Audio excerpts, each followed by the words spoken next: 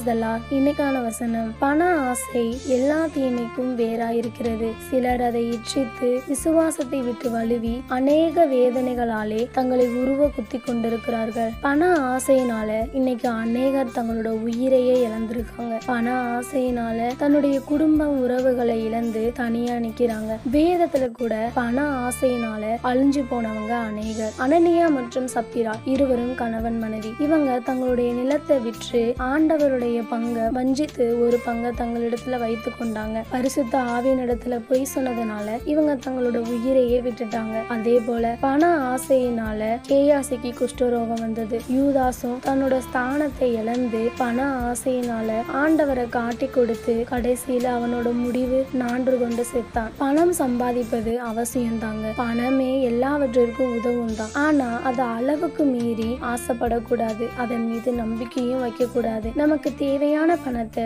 தேவையான நேரங்கள்ல ஆண்டவர் நமக்கு தருவாருங்க. அதனால போதுமென்ற மனதுடன் திருப்தியா வாழ கற்றுக்குங்க. அதுவே மிகப்பெரிய ஆசீர்வாதம். இந்த ஆசீர்வாதத்தை நம்ம எல்லாருக்கும் தேவன் தருவார். கர்த்தர் உங்களை ஆசீர்வதிப்பாராக. ஆமென்.